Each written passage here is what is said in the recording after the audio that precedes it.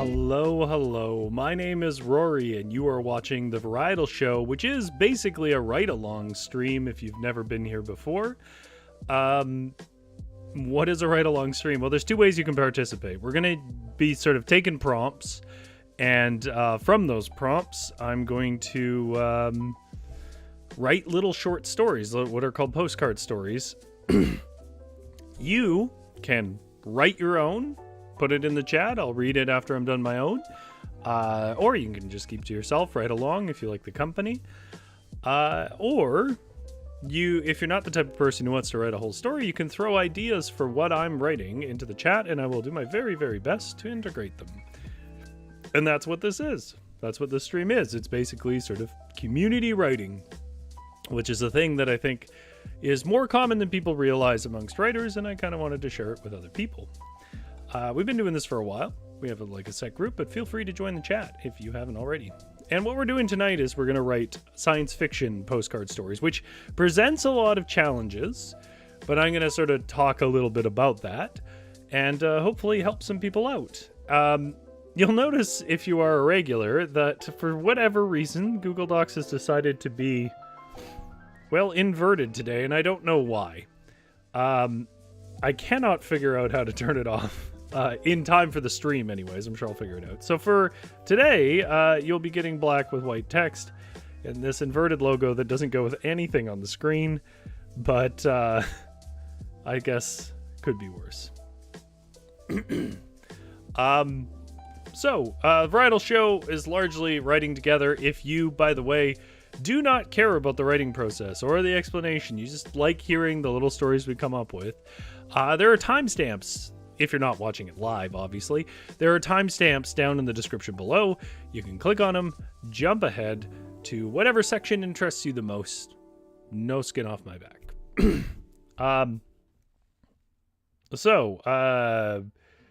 Big Drew says, I don't know what we're yelling about in the chat. I guess the caps? Well, that's sci-fi for you. They don't make a lowercase sci-fi font. Lots of chatter about hello. GS says, tell us about your background, Rory. Okay. Well, that's a Cthulhu. That's actually a cup, if you can believe that. That's a Cthulhu cup. I've never used it as a cup.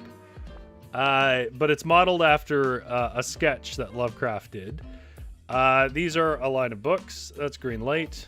And this is sort of a futuristic city from a source that probably has intellectual property rights, so I'm not going to go deeper than that. But if you are a person who was a participant in that source, you will probably recognize it. But because we're doing sci-fi tonight, I decided to go sci-fi-ish on my window. Okay, so before we do anything else, I'm going to explain a couple of things. There we go. We're going to do Left on Red. Left on Red is where I talk about books that I have left on read or enjoyed. It's not just books. It can be narrative-focused video games and movies and television shows. Anything to do with narrative that I think is good writing. The one that I'm going to emphasize today is the one that I was supposed to announce yesterday. And the video that I was making for it, I realized I massively screwed up the recording and I had to reset up everything. And anyways, I've run out of time and I'll put the official announcement out tomorrow. But since you have been so kind to tune in today, there's going to be another Big Van Book Club series. It starts next Wednesday, next week at 6:30 p.m. As always, it's going to run for 3 weeks with myself and Avalon. So very similar to the last couple. And it is reading a book called Junie by Shalene Knight. Junie I've read about the first 100 pages. Junie is a story about Vancouver, Canada, because that's where I live. And that is what Big Van Book Club focuses on, Vancouver authors and settings. It's about Vancouver. From the perspective of the sort of 20s, 30s, 40s, and 50s, it goes on for a little bit, but the part I've been reading is mostly in the 30s. From the perspective of a young black girl and her mother. which is a perspective that we rarely see on Vancouver. It is fascinating. It is moody. The descriptions are really like complex and inventive. The chapter structure is very strange. Chapters are often like 2 or 3 pages long. So the reading we're going to do for next week is all of part 1, which encompasses like 25 chapters, but it's not as much as it sounds because the chapter structure is odd. When you get the book, you'll see what I mean. There will be an official announcement about this tomorrow, but for tuning in tonight, for those of you who participate in the Big Van Book Club, Wednesday at 6:30 next week, read part 1 of Junie by Shalene Knight. Do it. Not even an option. I won't even speak to you anymore if you don't. No, we'll be fine. Teach their own. That has been my left on red, which means it is time for Lit Games. Lit Games is just the ride-along section of our stream, where I write some stuff. Obviously, I get center stage because I'm the one with the tech equipment, but everyone here can participate and be a writer, because to be a writer, you just have to write. To be a published author is a whole bunch of a series of humiliations that we won't get into, but I'm going to adjust my camera just a bit. I know nobody cares about this but me, but I do. Oh, look. Find love in your city. We have spam. Well, I'm sorry for those of you who were excited at the opportunity to find love in your city, but we are going to get rid of that.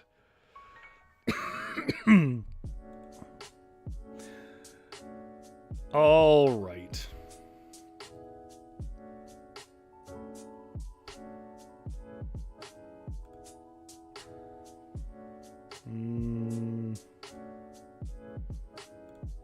Maybe one day I'll be rich enough that we'll be able to like hire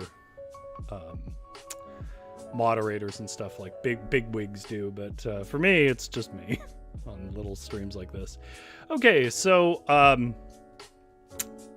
what we're doing tonight with our Lit Games, which is our write-along section, is we are going to try and write, usually we get like 2 or 3 postcard stories. Postcard stories are like 500 words or less, though it kind of varies. Usually it amounts to about 3 paragraphs, and they are little tiny narratives. And we're going to do what I think is probably the most challenging version of a postcard story live here on air, and that is science fiction. Now, this comes from a couple of things. For those of you who don't know, Twitter has been having a massive meltdown to the extent that its infrastructure is breaking, and very silly choices have been made in the last week. So I, like many people, have sort of moved on to other places. And one of the places I moved on to is a place, called the Fediverse, but specifically a Mastodon distribution, which is kind of like Twitter, but a little bit more punk. And among that, there's a really great writers community. And there was a post today that I quite enjoyed that we are going to pick up on, which was basically a user. Let me bring it up. It's being a little slow today. A user put up a picture, basically, and that picture was of a science fiction-y thing and said, hey, let's write a story off this prompt. And I like that idea, so I did what no one should do, and that is I searched art on DeviantArt. DeviantArt is just an art website. However, searching anything on DeviantArt is always playing with fire because there is some wild stuff. But I thought we could pick art to be inspired by, and from that art, try and write stories. And again, you can sort of contribute in the chat, or you can, participate right along, write your own stories, yada, yada, yada.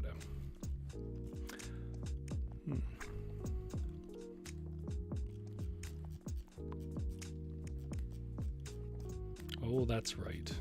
Well, I don't think I'm going to find the original post because I had it open And I had to, my computer kind of shut down on me, and apparently that window did not reopen. And that would involve me scrolling all the way through my feed to find it again. So my apologies on that front. But that's okay. We have lots of pictures to work with. Oh, there it is. Perfect timing. Okay.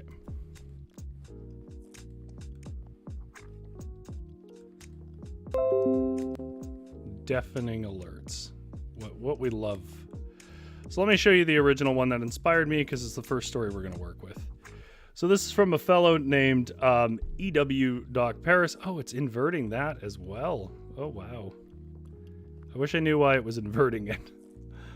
But I don't. I genuinely don't know why it is inverting it. So we'll use a different picture, but the point here is EW Doc Paris. That's his tag on Mastodon if you guys want to follow. Put this up as an inspiration point for writing. So let's find ourselves a picture to write.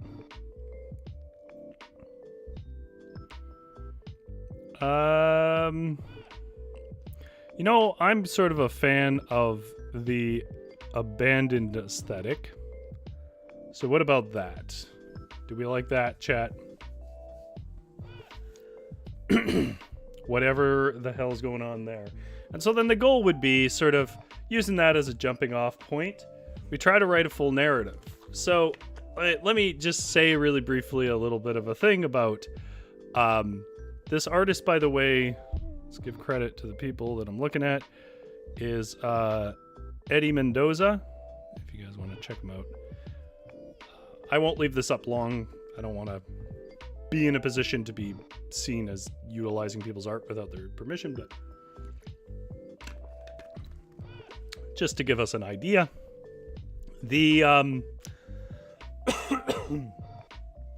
So with postcard stories, you basically aren't going to do anything too challenging for your audience, because you have absolutely zero time to habituate them into anything. So tropes are your friend. On top of that, like I said, they're usually roughly 3 paragraphs, and there's a reason for that, which is each paragraph tends to be an act. You absolutely have to start in the middle of the action. Well, that's not entirely true. You only have like a sentence or two to spare for any kind of world building or background. And they operate very similar to sort of jokes, in that, not that they're funny, but that they have sort of a setup and a punchline, and the punchline's what matters. In order to do a postcard story, and that's kind of why there's sort of the purest form of writing a story, I won't say anything more than that, in that there is no other support. Like, if you don't have an idea, you can't sort of fluff your way through. So with that in mind, chat, what kind of thoughts come to mind with this? I'm gonna sort of start with a classic there of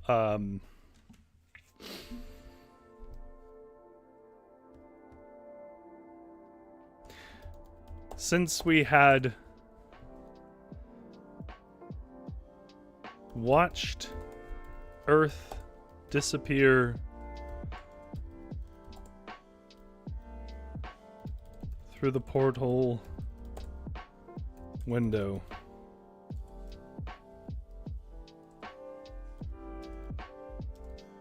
I don't know if I like this in a passive voice. Let's do it, or the swapped around thing. I had not seen a planet quite so hospitable.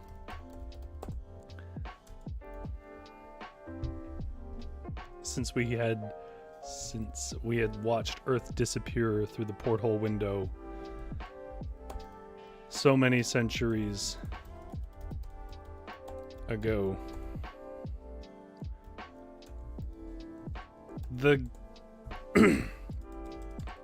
Certainly, I hadn't seen a structure so large and intentional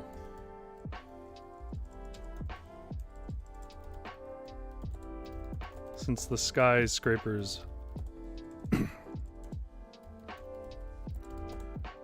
of Earth, though most were collapsed,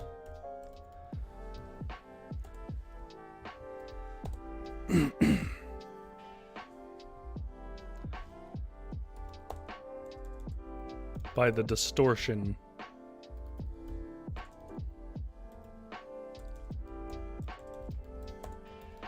that ruptured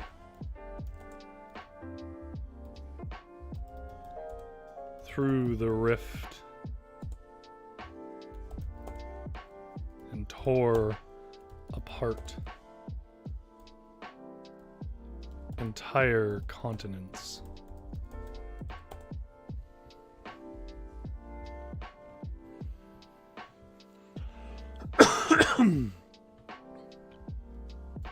These weren't skyscrapers.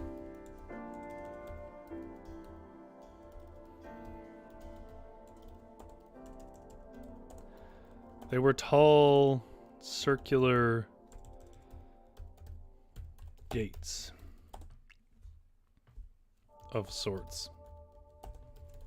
That's what the science officer determined.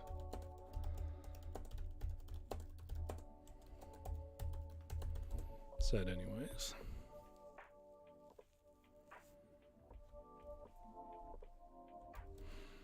My family did not survive the last cryo sleep.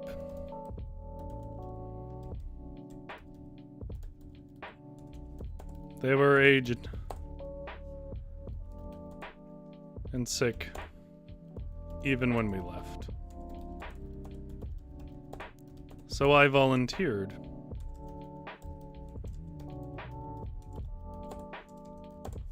See, I'm a little far down here. Let me pull this up. What's everyone's favorite, like, sci-fi? I don't mean like as a story. I mean like as like an environment. You know, I feel like it should be for me something like Star Trek because it's so kind of utopian. But I feel like I just genuinely love the world of Alien, which I've found out is the same world as Blade Runner, which makes sense because I think actually some of the companies cross over. And same director. My family did not survive the last cryo sleep. They were aged and sick even when we left. So I was the only orphan.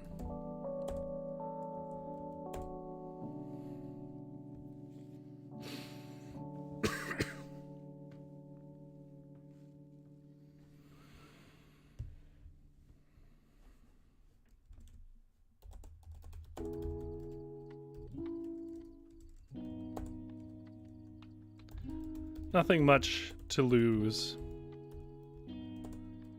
I waved away the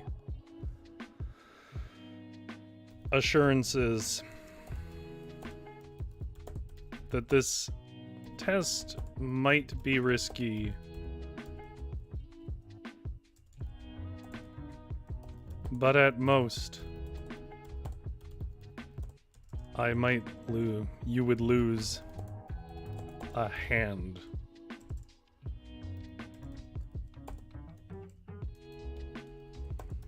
The science officer said, I didn't care if I lost a head. Whoop.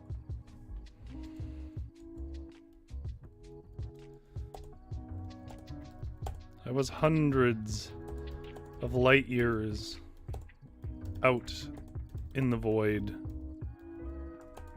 and alone, with only cryo sleep yet to to look forward to as we searched for home.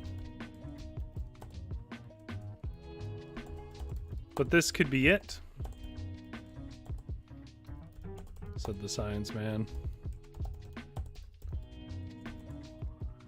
These things, these gates, they warp space-time. We could go home, maybe. Or anywhere else. We might even change our form if we master it and become something immune to the forces of space.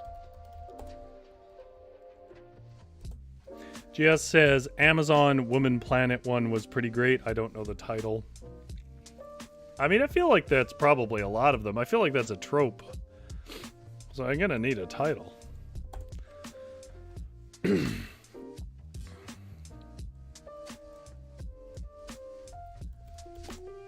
What do I do?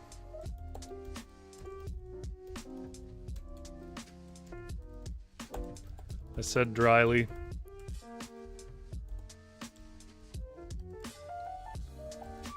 Just put your hand in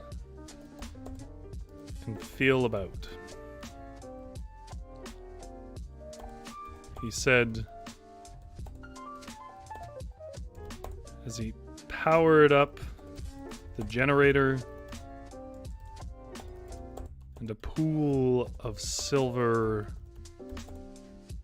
washed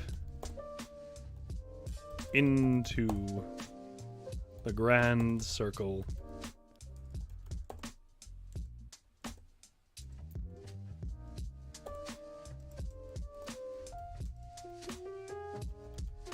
Looking like a gravity-defying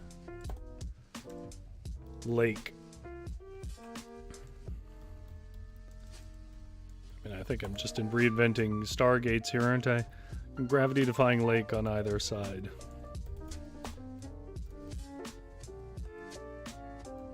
So I plunged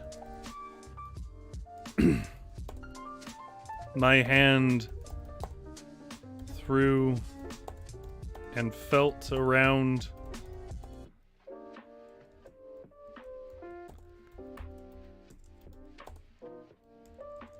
I felt spires of metal and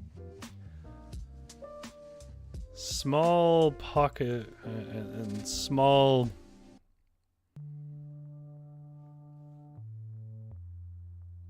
cuts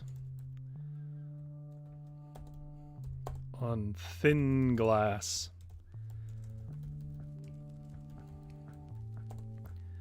He typed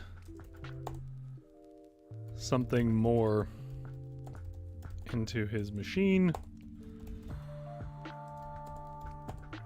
and I felt cool water that I splashed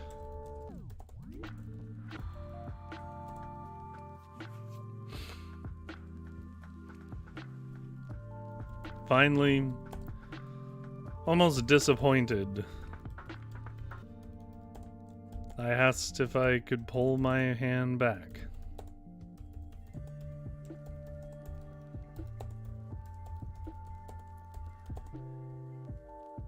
He nodded.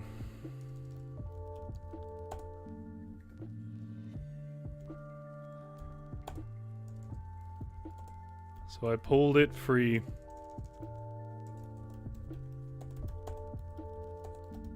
And pried a sliver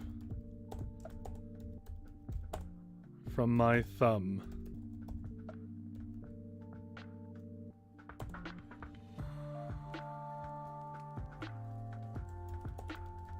He took it from me, and under the microscope, It was very clear. To our horror, what it was. It was the bent and ruined remains of the Eiffel Tower.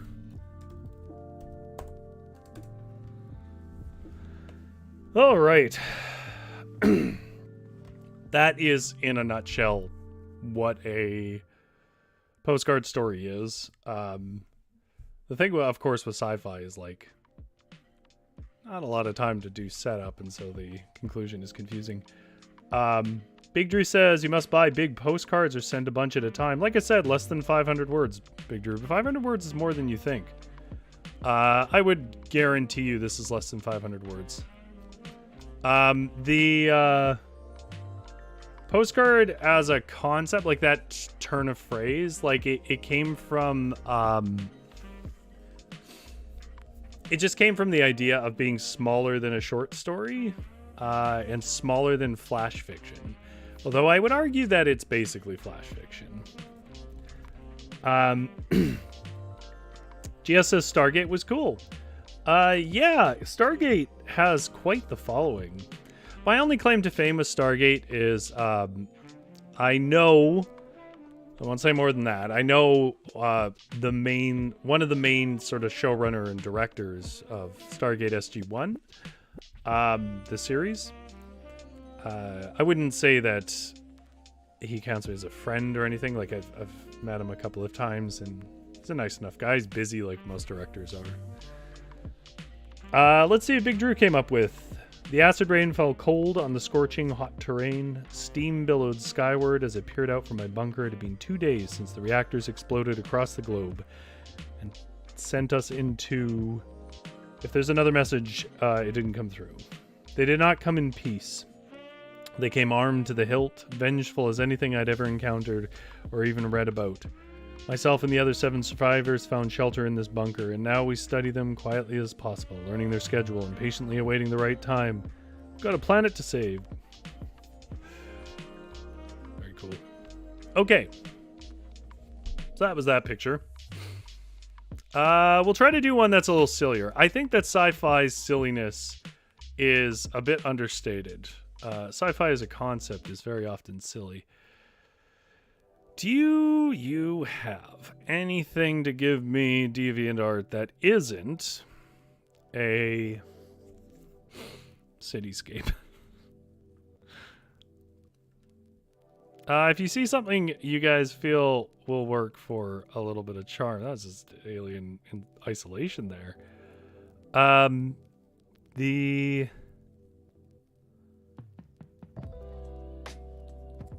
ships, and there's a mall.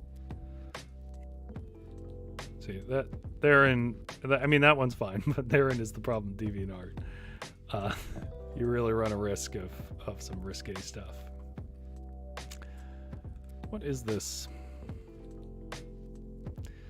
Just sort of generic cyberpunk.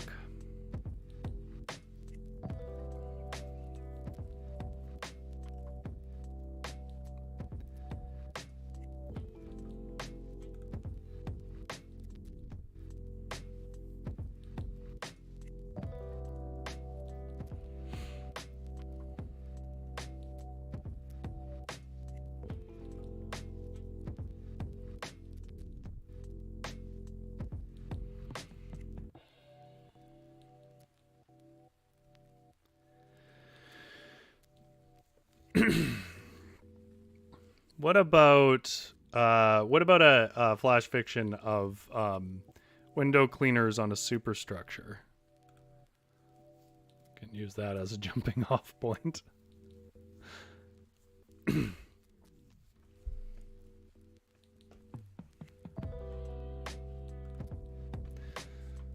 Okay.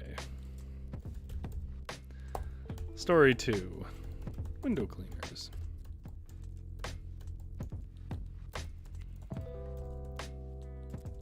Or let's say window cleaning at 900 stories.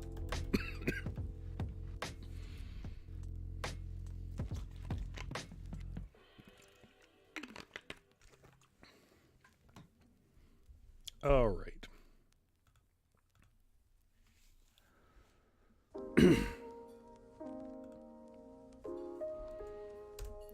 So just in general, to bring you guys in on this one more, like I said, roughly speaking, you usually have about 3 paragraphs where each is an act.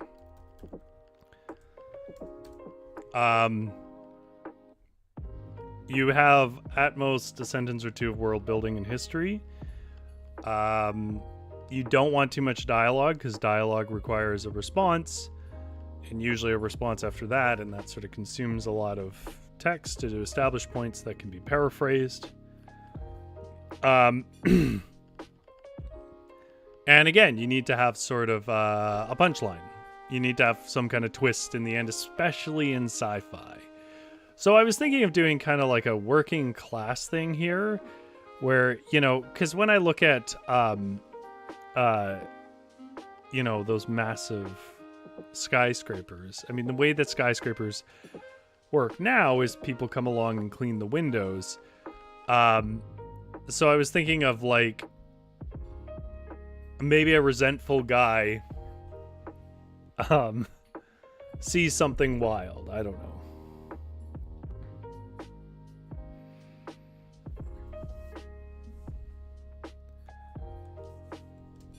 So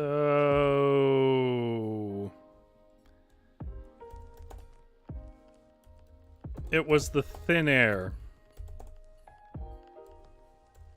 at the 900th story that I never got. Nah, I don't want to do first person. Let's say that Joe never quite got used to.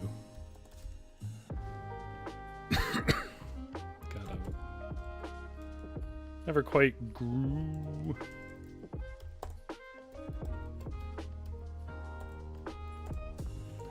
Never quite managed well.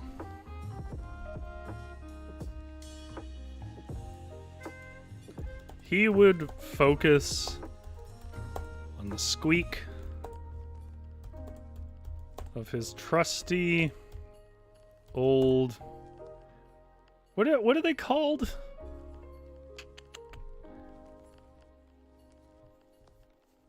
Squeak of their trusty old... Why can I not think of the name of this? I keep wanting to say visor, but that's clearly wrong. That's not a visor. Squeegee. Oh my god. It's trusty old squeegee. Is that their official name? Do they have another name? Because squeegee sounds like a brand name, honestly. CGS isn't there helping me. Squeegee. He would focus on the squeak of his trusty old squeegee. And not on the clouds passing below.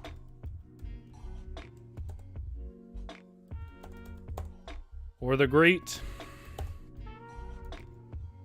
transport ships rising towards the far smoky blue sky beyond the ozone layer.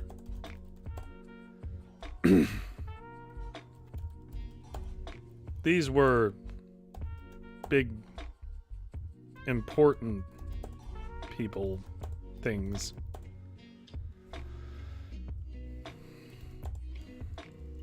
For dreamers and such.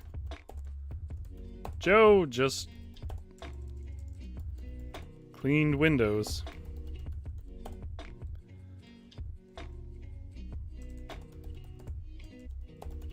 Where the air was too thin for the quadcopters to hover. It took him a week to do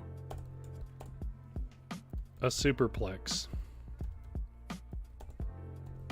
But no one bugged him. And he had no competition.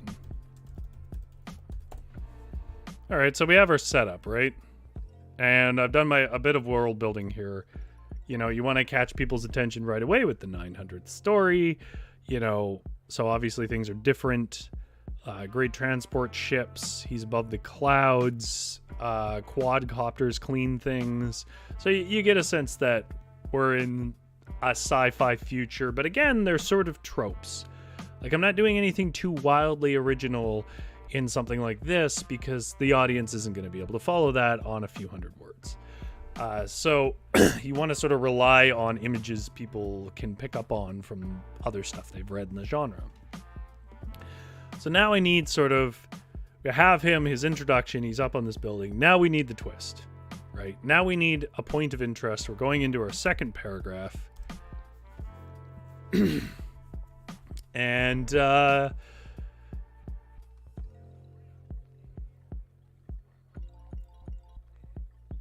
I think I know what I want to do. I think, you know, being up there above the clouds means he would see things that other people wouldn't see.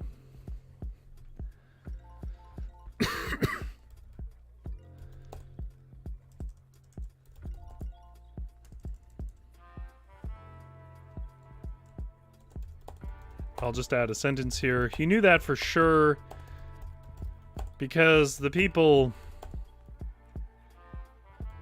he cleaned the windows for, the richest of the rich,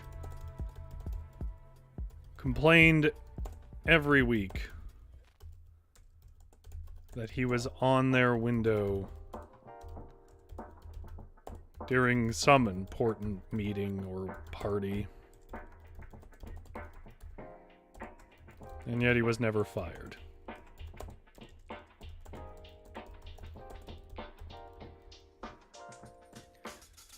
Anyways, it was a warm day above the city. And Joe was cleaning a window.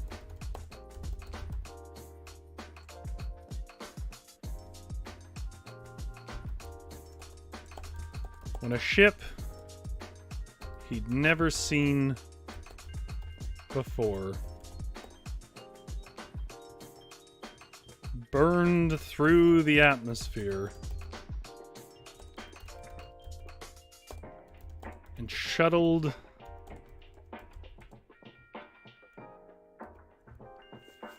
into a hover by the tower. It looked like it was made of blue glass.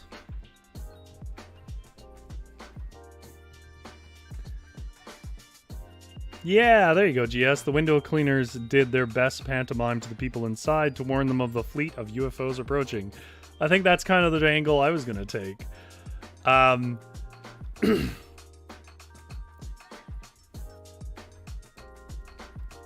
So Joe could see a terrible creature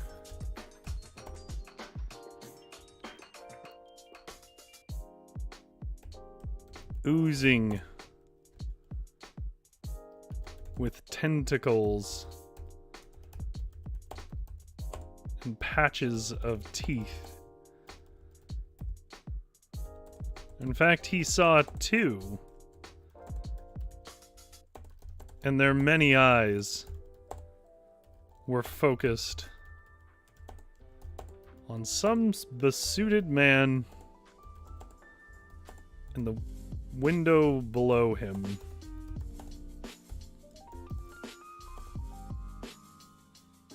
Who did not notice.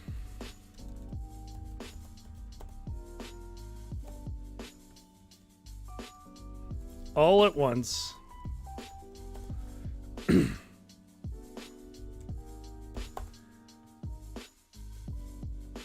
Their tentacles sprouted out from the openings about the craft.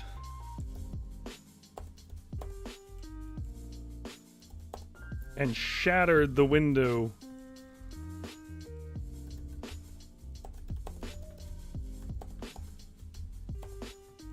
below. It was then that Joe realized this was the CEO of the most powerful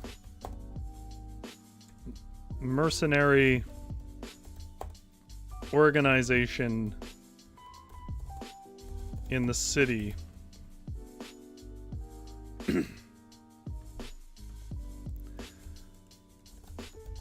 Their tentacles dragged him screaming forward, and Joe watched as they plunged their appendages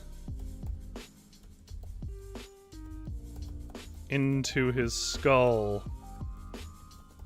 and began to puppet him.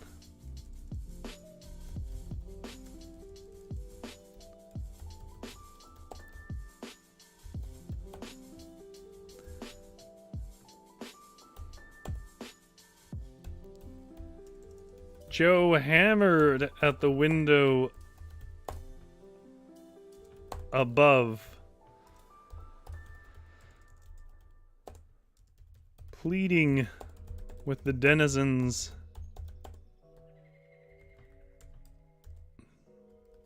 there to look and call for security.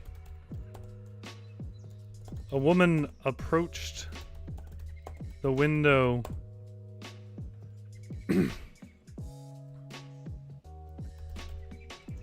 with a martini at hand, breaking away from her party.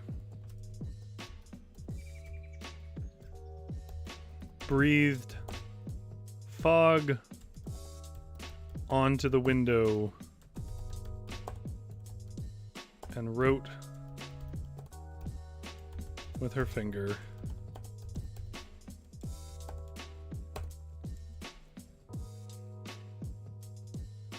I'll see you fired for this interruption.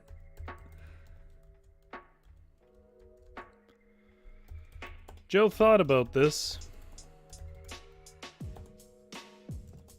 and decided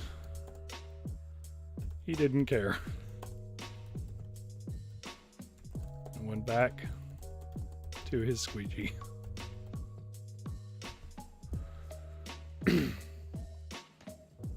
He didn't care about these people.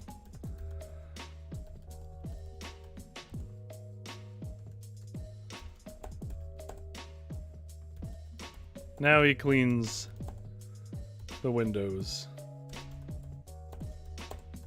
of a fleet of strange blue ships.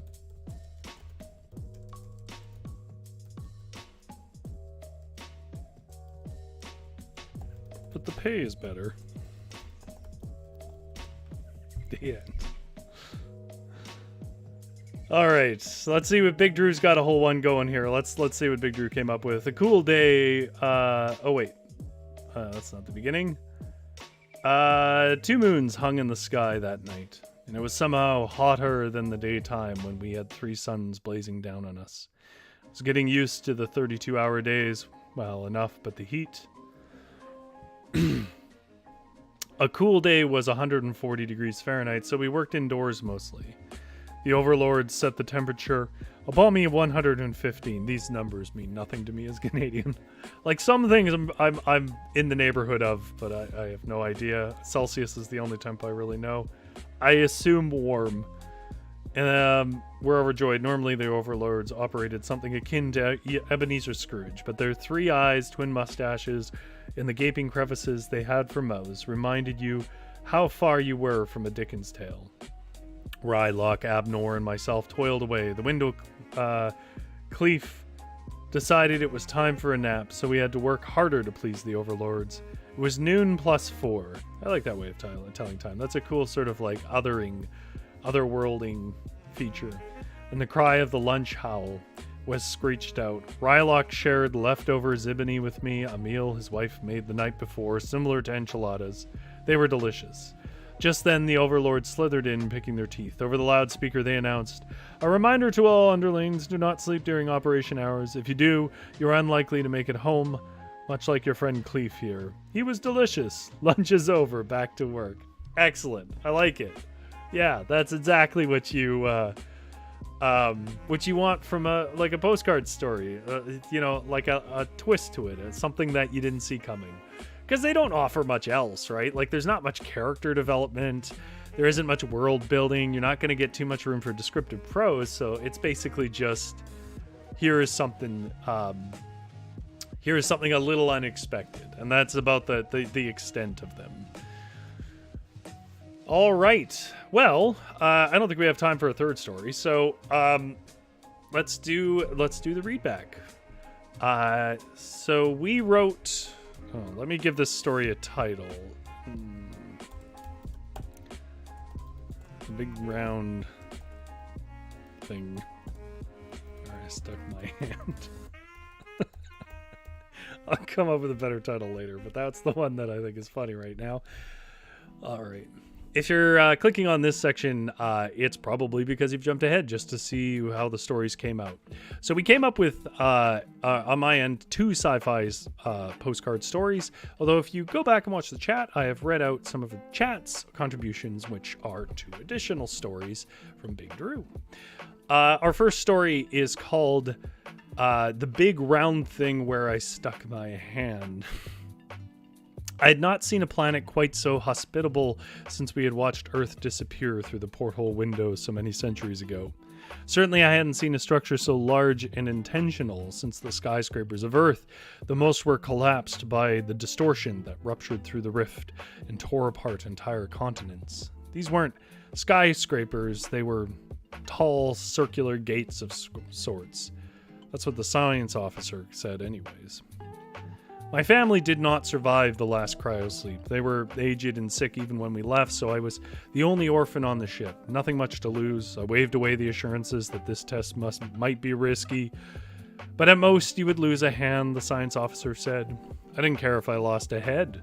I was hundreds of light years out in the void and alone with only cryosleep yet to look forward to as we searched for home. But this could be it, said the science man. These things, these gates, they warp space-time. We could go home, maybe. Or anywhere else. We might even change our form if we master it and become something immune to the forces of space. What do I do? I said dryly. Well, just put your hand in and feel about, he said, as he powered up the generator and a pool of silver washed into the grand circle, looking like a gravity-defying lake on either side. So I plunged my hand through and felt around. I felt spires of metal and small cuts on thin glass. He typed something more into his machine and I felt cool water that splashed. Finally, almost disappointed, I asked if I could pull my hand back. He nodded, so I pulled it free and pried a sliver from my thumb. He took it from me and under the microscope, it was very clear to our horror what it was. It was the bent and ruined remains of the Eiffel Tower. Our second story is called Window Cleaning at 900 Stories. It was the thin air at the 900th story that Joe never quite managed well. He would focus on the squeak of his trusty old squeegee and not on the clouds passing below or the great transport ships rising towards the far, smoky blue sky beyond the ozone layer. These were big, important people things for dreamers and such. Joe just cleaned windows, where the air was too thin for the quadcopters to hover. It took him a week to do a superplex, but no one bugged him, and he had no competition. He knew that for sure because the people he cleaned the windows for, the richest of the rich, complained every week that he was on their window during some important meeting or party, and yet he was never fired. Anyways, it was a warm day above the city and Joe was cleaning a window when a ship he'd never seen before burned through the atmosphere and shuttled into a hover by the tower. It looked like it was made of blue glass, so Joe could see a terrible creature oozing with tentacles and patches of teeth in it. In fact, he saw 2 such creatures, and their many eyes were focused on some besuited man in the window below him who did not notice. All at once, their tentacles sprouted out from openings about the craft and shattered the window below. It was then that Joe realized this was the CEO of the most powerful mercenary organization in the city. Their alien tentacles dragged him screaming forward towards the edge, and Joe watched as they plunged their appendages into his skull and began to puppet him in terrible ways. Joe hammered at the window above, climbing up with his seat a bit, pleading with the denizens there to look and call for security or something. A woman approached the window with a martini at hand, breaking away from her party, breathed fog onto the window, and wrote with her finger, "I'll see you fired for this interruption." Joe thought about this and decided he didn't care about these people, and went back to his squeegee. Now he cleans the windows of a fleet of strange blue ships, but the pay is better.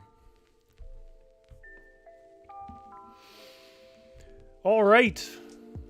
There's some sci-fi stories. Sci-fi postcard stories. If you did write your own, I mean, I'm curious to see them. If you are just sitting out there in the quiet world.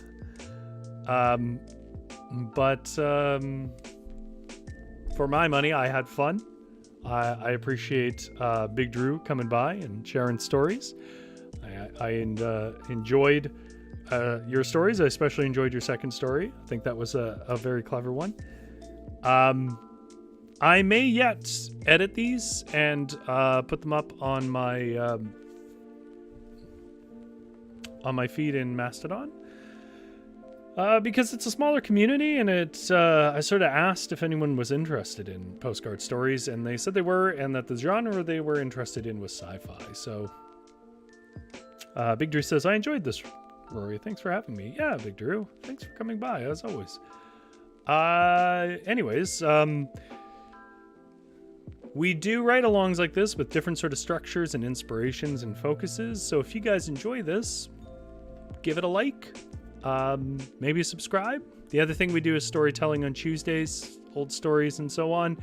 And coming up next week, Wednesday at 6:30, Big Van Book Club with Avalon Bourne. We are reading Junie by Shailene Knight.